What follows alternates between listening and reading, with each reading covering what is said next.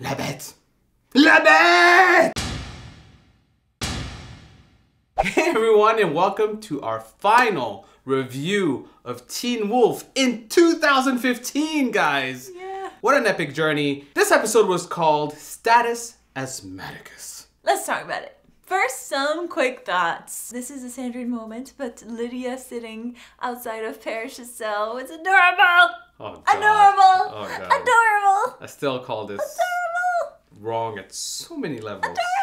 Apparently, Malia can drive now. Pretty well. She's a quick learner. Did she get her license? Quick learner. How did that happen? Brayden is back. Whoopah! Why am I? Is that how a shotgun sounds? Is that what? Whoopah! What kind of shotgun do you have, Americ? Yeah, she came out of nowhere.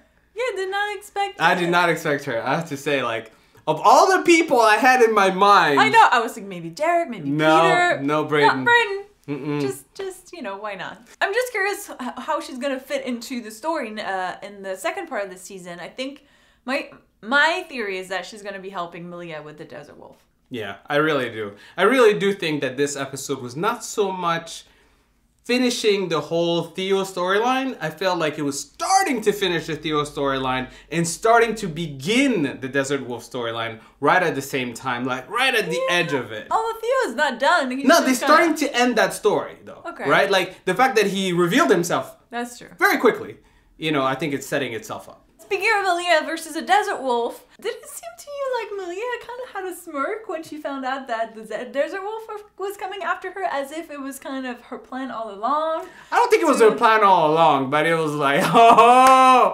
ooh, ah. That's kind of like the vibe I got out of that. Okay, I totally got what you're saying, though. Parish! Parish. We finally found out what he was. Hellhound. And it wasn't a phoenix. Hellhound? I didn't know. Okay, well, I still think a phoenix would have been cool. Actually, quite a few people had guessed that he was a hellhound. I think a few weeks ago in the comments, it was like between phoenix and hellhound. I was hoping for phoenix. Obviously, I was totally wrong. But quite a few people said, oh no, he's a hellhound. He's a hellhound. So all of you, yeah, you guys are way too good at this. Yeah. Like, seriously. But I don't think we really have a good understanding of what he does. He's supposed to protect the supernatural, but all he seems to be doing is taking bodies and bringing them to a tree and not really doing anything with them. I thought he was burning them, but he clearly isn't, since, you know, Theo went and raised his army of the Walking Dead. Right? the walking chimeras. The walking chimeras. Ah, what's going on, guys? Anyways, but I still am kind of puzzled. Scott versus Liam. So we all knew that was coming. Yeah. But what I didn't expect was Liam's temper to kind of come out again. Because we hadn't seen it since, I think, last season. He kind of calmed down a lot this season. And then it came back up. Yeah, I still didn't quite get. Was Scott really weakened by the fact that he was consuming Wolfbane in his inhaler?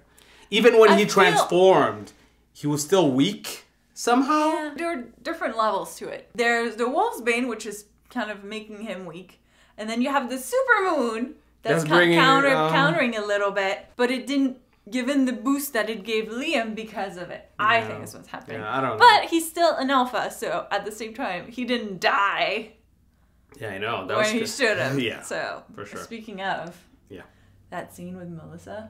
Oh, that was cool. I gotta say, I was tearing up a little bit. Yeah. I mean, we knew he wasn't gonna die, right? But still, like, but I think you're just kind of feeling it. It was a cool scene. It was a cool scene. I do Don't say... die! And then the scream that's like... I thought they were gonna end it there. Oh, yeah. I mean, it would have been frustrating as hell. Yeah. But it would have been cool. So far, not impressed with Alpha Scott. I'm just, Alpha Power is... Here's a thought that I have. He is true Alpha, I think, because of how good and pure he kind of is. Mm-hmm. And because of that, I feel he actually doesn't use the full power that a true Alpha is, which actually might be why he's the one who has that power, because the universe kind of knows that he was not going to abuse that power. So they don't kind of give it to anyone that just kind of happens to just be around. He's special. Nice, actually, that's kind of a good idea. I was gonna like knock it down, and then I'm like, it kind of makes sense. Well, that's kind of, it's kind of like you're worthy because you're not gonna abuse it, right? And because of that, I feel like he just is why he's in control. Look, if you keep coming up with theories that I cannot mock openly, I don't know where this is gonna go. Theo! Finally. Bastard Theo, that's how They I'm know. calling him. Bastard Theo. Everyone knows. You know, A little too late. Can I just say, that was kind of lame. The way he sort of like revealed himself. I feel like it was like, this is episode 10. I feel like I should just tell everyone. Like, let's just go with this. Theo putting his claws in Lydia's neck. I wonder if that's what drives her crazy and puts her in Icon House. It's hard to tell, but she doesn't look like she's doing so well. No, she kind of looks like at the beginning of the season, right? Yeah. And then Theo brought back all their chimeras. The Walking To Dead. be the walking chimeras. What did he inject into them? I mean, we know it's the doctor's thing that they keep taking, but what is it? What does it do, But clearly they use it to keep themselves strong and alive. But what is that? Why? I'm getting the sense that he wasn't supposed to do that. Oh no. I'm getting the sense that Theo. That. Yeah. Theo's gonna get Oh yeah. naughty Theo! I don't think the doctors are gonna be happy, bro. And finally we get a drawing on the wall. Lebet!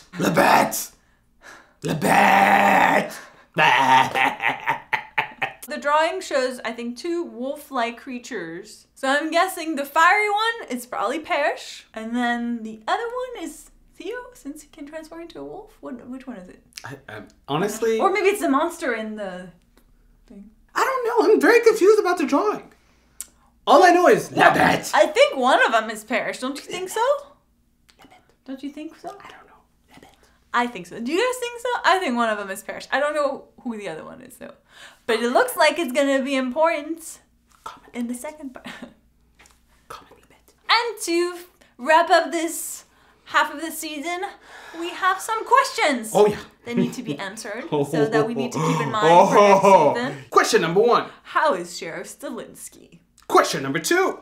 How did Lydia end up in Icon House? Question number 3. Where is Dr. Valak and how did he end up at Icon House with Lydia? Question number 4. What do the doctors want? What? Question number 5. What is the successful chimera? Ooh. Question number 6. What did Theo inject into the dead chimeras to bring them back to life? What is it? What is that substance? What does it do? Tell me, I need to know. Question number 7. Why does the desert wolf want to kill Malia? Question number 8. What happened to Dean? We saw him in like 1 episode and then he was gone. Yeah, what happened to the brother, yeah?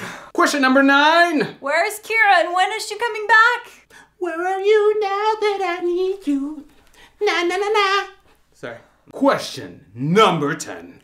Where is Peter? Oh, Dun dun dun.